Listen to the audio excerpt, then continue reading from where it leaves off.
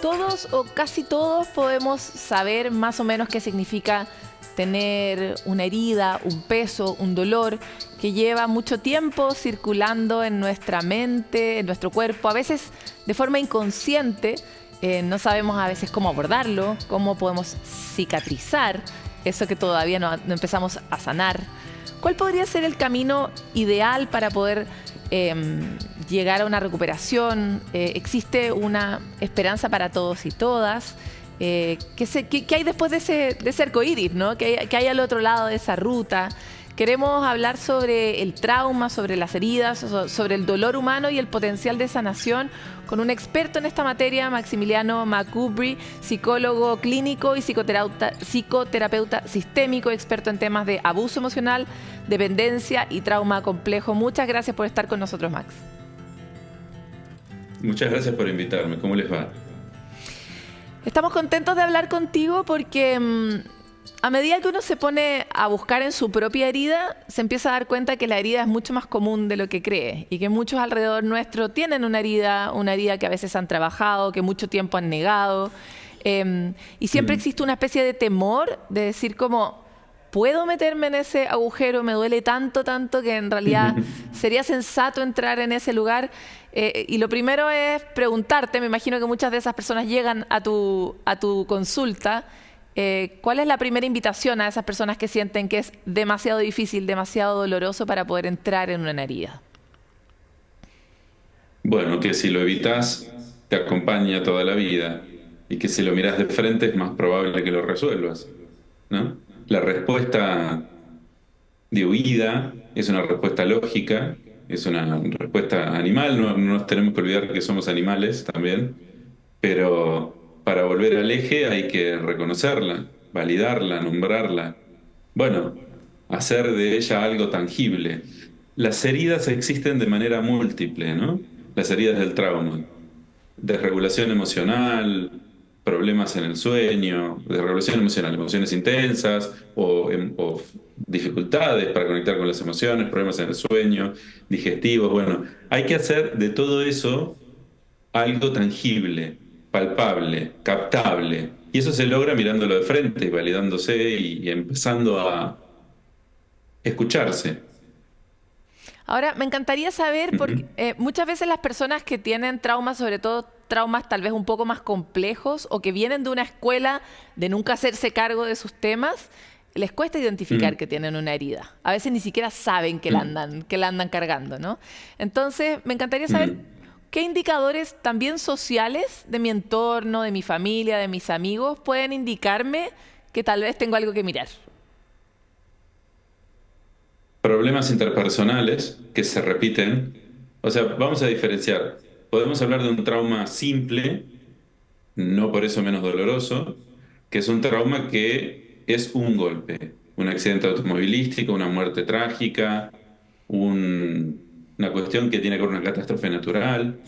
Bueno, y después podemos hablar de otros traumas que se dan en el ámbito interpersonal, que son los traumas complejos, que son varias heridas por goteo. Pueden parecerse, ¿m?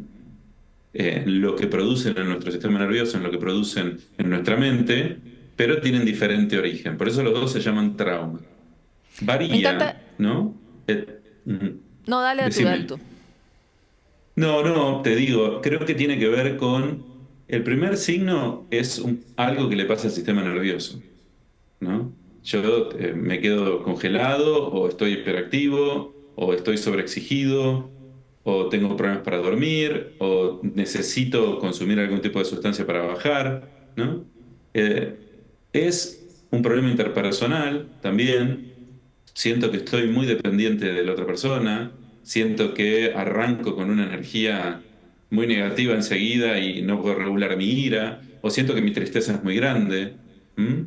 Tiene que ver con lo mismo que yo soy, un poquitito más aumentado, más aumentado, más aumentado hasta que se me va de las manos, ¿no? El síntoma no es algo que es muy distinto a lo que somos, sino que es lo que somos aumentado y que se siente como dolor, como angustia, como desconexión, como conflicto interpersonal. Ahora, me gustó mucho la distinción que hiciste sobre simple, a pesar de que diste ejemplos Mm, terribles como una muerte trágica, y complejo mm, en esta cosa que es como, es un trauma como por homeopatía, ¿no? Microdosis de trauma a lo largo de la exacto, vida. Y eso me hizo exacto. recordar casos cercanos de personas que, por ejemplo, tuvieron sistemáticos abusos dentro de su familia por parte de, por ejemplo, un padrastro, ¿no? O cosas tal vez Mm, menos evidentes como el abuso sexual, como un sistemático mm, maltrato por parte de un padre o de una madre durante su infancia, ¿no? Entonces me encantaría que me ayudaras a mm. entender cómo es ese trauma complejo, cómo se puede nombrar o cómo la gente podría identificar que tiene un trauma complejo.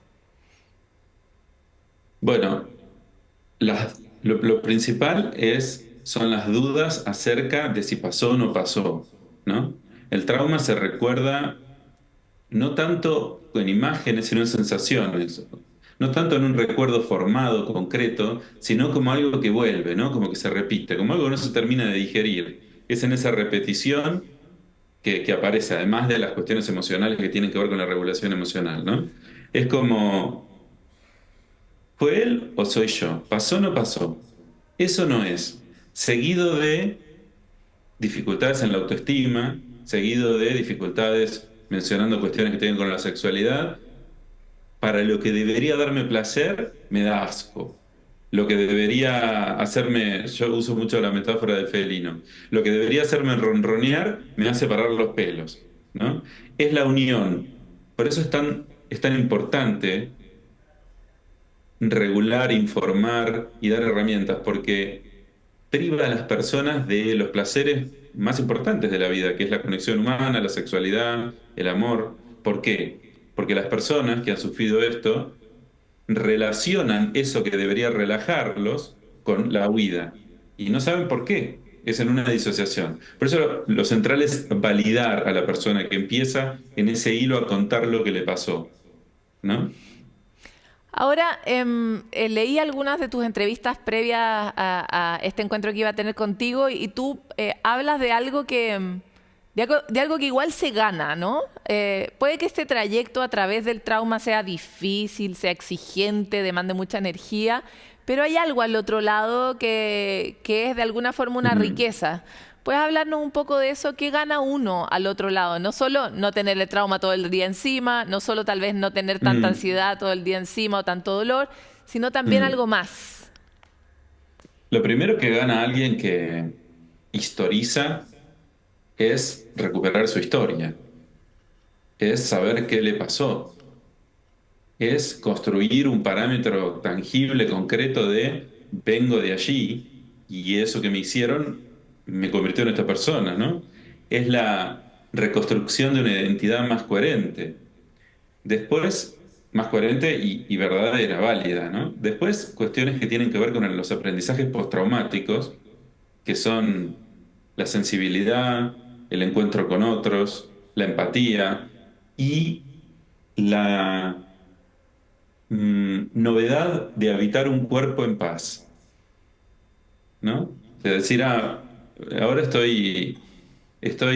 a ver, siempre pasan cosas, ¿no? Porque seguimos siendo humanos pero el aprendizaje postraumático es la calma, es un sistema nervioso regulado.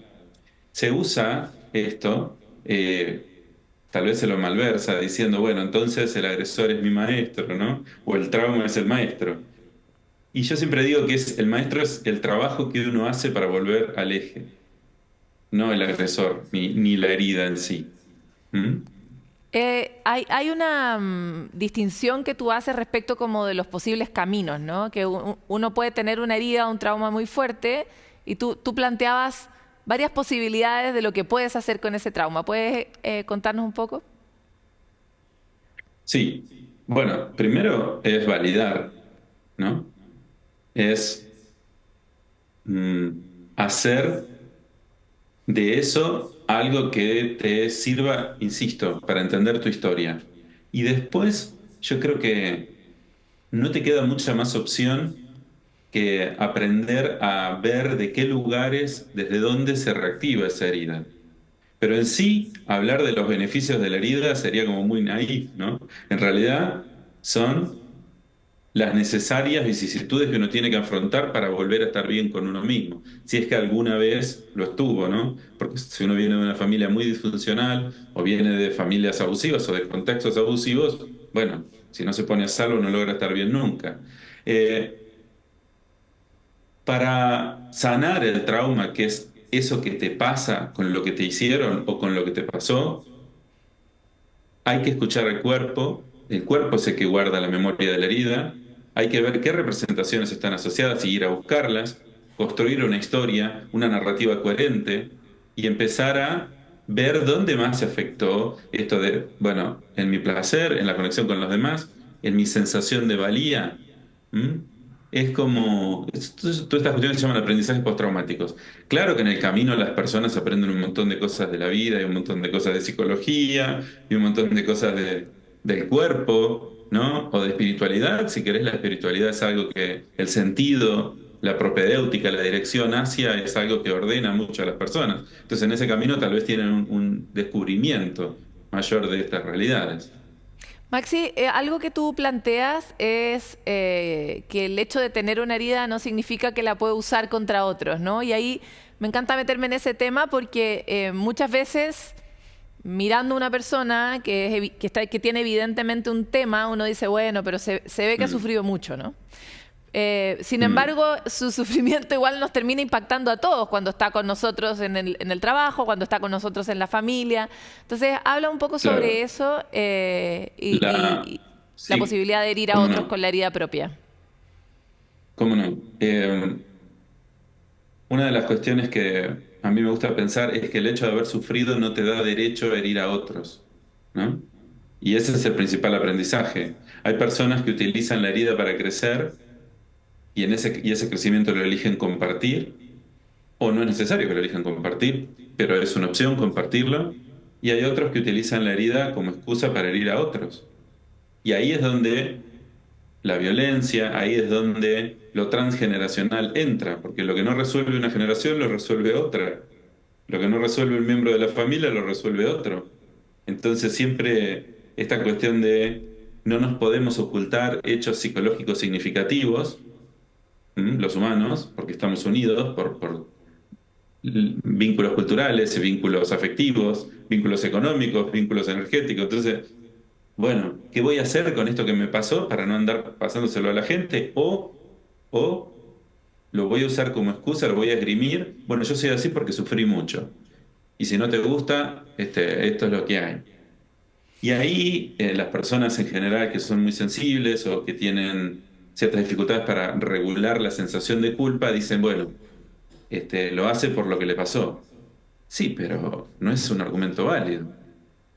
¿Mm? Hay una tendencia o hay una prevalencia, por lo menos ha sido observada entre los hombres, por lo menos dentro de Chile, aún a Mm, desarrollar ciertas defensas, voy a decirlo de manera simple, narcisistas, ¿no? Como es un cierto tipo de persona, lo planteo porque lo he leído en distintos artículos acá en Chile, y ahí parece estar como en una trampa terrible, porque uno de los rasgos narcisistas principales es no identificar porque el problema son ellos mismos, ¿no? Entonces, me encantaría mm. saber, porque vi que tú has entrado en ese lugar bastante, ¿cuál es la primera manera de poder entrar con una persona que tiene esa estructura de personalidad o que tiene esos rasgos en su personalidad para poder abrir el camino de la sanación? ¿O cuáles son para ellos las principales luces que permiten abrir esa puerta? Ordenemos un poco el asunto. Excelente. El narcisismo, ok, el narcisismo es una metáfora que se utiliza en la psicología para hablar de un determinado momento en la evolución del yo, ¿no? Del sentido de mismidad, esa necesaria organización de yo soy un hombre que se cree máxima cubre.